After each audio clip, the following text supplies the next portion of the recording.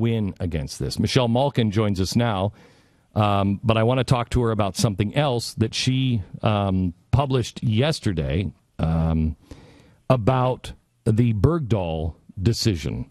Michelle, how are you?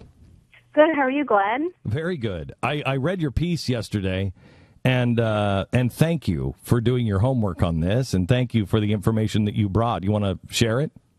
Yeah, well, I have to say thanks to the soldiers out there who have been blowing the whistle, putting their lives on the line, and who are really the ones that are holding Barack Obama accountable for what is a treacherous and traitorous decision. The thing is, 5 years ago, I first publicly raised questions about the circumstances of Bowe Bergdahl's quote-unquote disappearance. And at that time, a soldier who was involved in the search got in touch with me. And I published what I believe is one of the very first public accounts of somebody on the ground who knew that he wasn't drunk, he wasn't lagging behind, all of those stories about him somehow just falling into the hands of the Taliban unintended were all untrue. And that soldier 5 years ago told me, and I published it, that, quote, Bergdahl had walked off the post with a day's supply of water and had written down before that he wanted to live in the mountains. Quote, he is an embarrassment to everyone who has worn the uniform.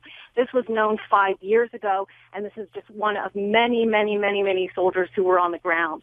And since then, we've had now, by my count, at least 3 soldiers or family members of soldiers who died who've come out publicly by name.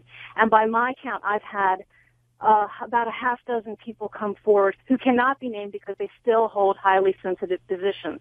And so that's what I reported in my column today, was yet another account from somebody who has high security clearance, who knows the real deal, and who has specifically named the fact that it wasn't just 6 soldiers who died during the search for Bowe Bergdahl in those first weeks at the end of June, but also on July 4th, where a horrible, horrible attack on another combat outpost that was not Bowe Bergdahl's, where 2 other soldiers, Justin Casillas and Aaron Fairbairn, died because, and I think if you read between the lines of what many of these people are saying who know what happened, that Bowe Bergdahl allowed the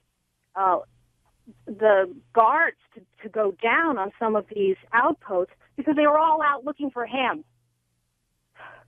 So, Michelle, what is this really all about? Because it's so clear that this guy is not a good guy.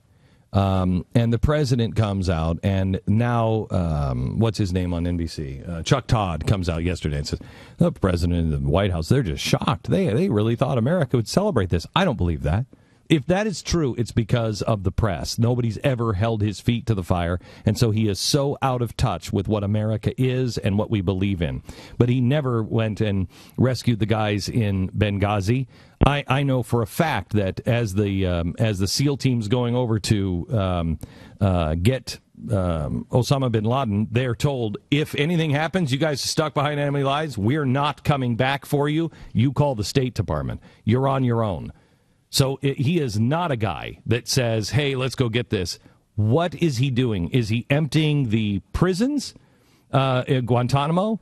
Is he using misdirection so we don't see that we are now not only negotiating, but we are endorsing the terrorists that have now cobbled together a coalition government with Hamas, and we have betrayed Israel this week? What is happening? All of the above, Glenn. And I think that's why this has come to the tipping point it has. It's transparent, of course, that this desperate weekend move to look like a hero and stand by a soldier who was not left behind really was a diversionary tactic that blew up in their face because the death toll from the Veterans Affairs scandal just keeps piling up, and the blood stains that are splattered all over the White House can no longer be whitewashed by previously compliant lapdog media that is also finally coming to attention.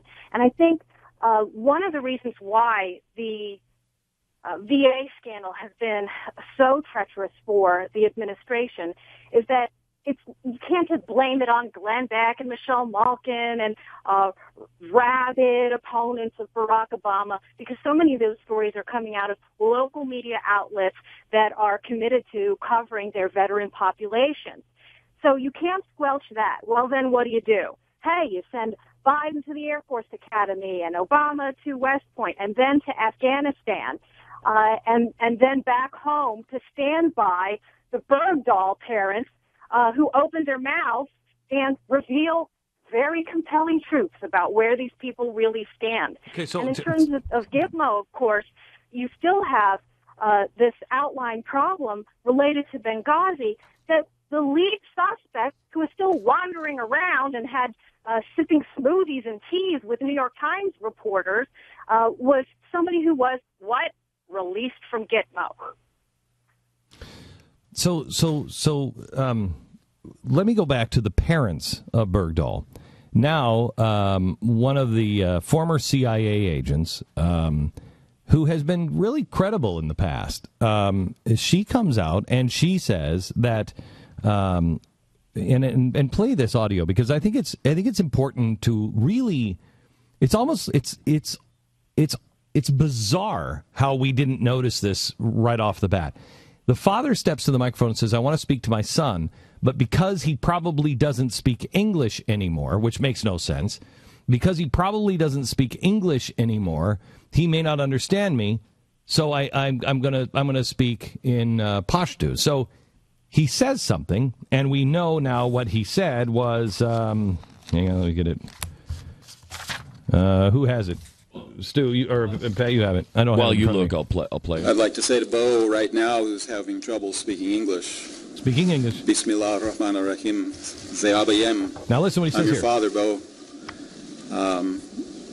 The people of Afghanistan, the same. Khalifa al-Thani. Okay, stop. So he says, and I don't have it here, but basically the translation is, in the name of all of the blessed, the merciful, yada, yada, right. yada. Yes. And so he says only that in Pashto. And then he follows it in English saying, "Hey, Bo, I'm your father." I thought you just said that he couldn't speak English. So what was he doing, Michelle? Claire Lopez says he was claiming that's Islamic ritual, and he was laying claim for Allah to the White House.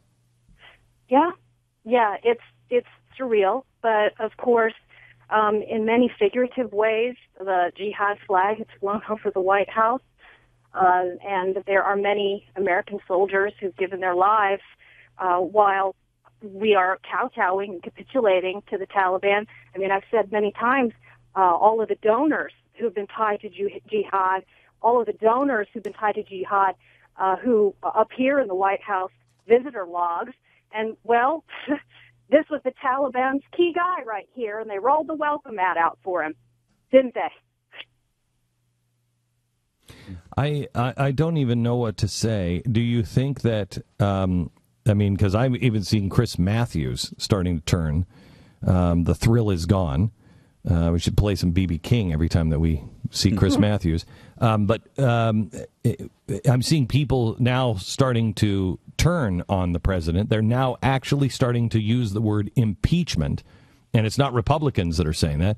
This is coming from, when you have Jeffrey Toobin say, he clearly broke the law here. What happens here, Michelle? Anything? Well, I think that there's a serious case for impeachment, and there are serious people on my side of the aisle who have made it. Andrew McCarthy, for example, and others. But I think that if there is going to be any movement, it's going to be because of bipartisan disgust with this. Yes. And I think it's the one issue when we're dealing with the men and women in uniform who put their lives on the line for us, and their commander-in-chief betrays them and endangers them even further.